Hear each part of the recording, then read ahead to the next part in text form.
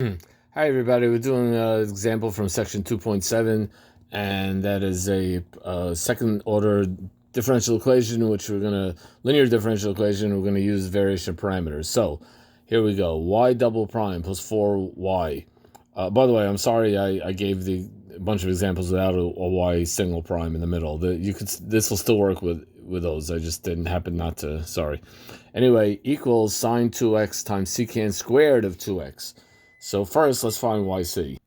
Well, first let's find, so YC is equal to K1 cosine 2x plus K2 sine 2x. The reason is because the characteristic polynomial is r squared plus 2. That's crossed out. R squared plus 2 equals 0, so R equals plus or minus 2i. So beta equals 2, alpha equals 0, and beta equals 2.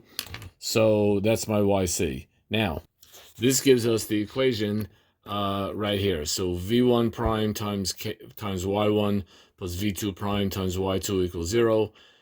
And then v1 prime times y1 prime, which is negative 2 sine 2x, plus v2 prime times y2 prime, which is 2 cosine 2x, equals g, which is sine 2x secant squared 2x. Now what I'm going to do is I'm going to multiply each equation as follows. Now I'm going to let you figure out how I got from these two equations to those two equations by multiply the top equation by something and multiply the bottom equation by something. And now, if you notice, these two guys here are going to, when I add them, these guys are going to cancel. And I have,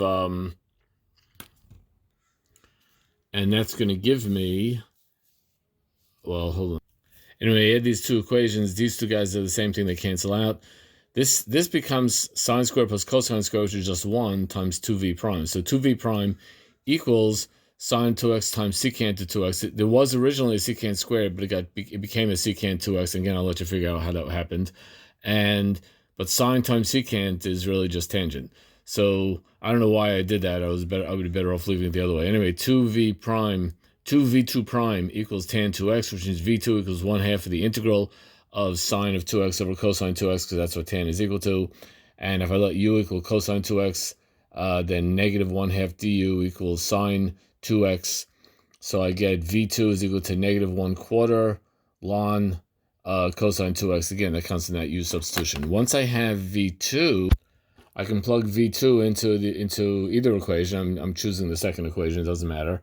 I plug v2 into the second equation. I get this, and then I solve for v1 prime, and v1 prime becomes 1/2 minus 1/2 secant squared 2x. Again, I'll let you do the algebra to figure that out. Not that hard.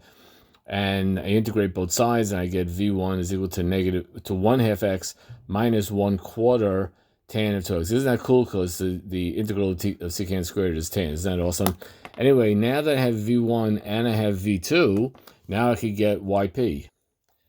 Because yp is equal to v1 y1 plus v2 y2. That's what we explained.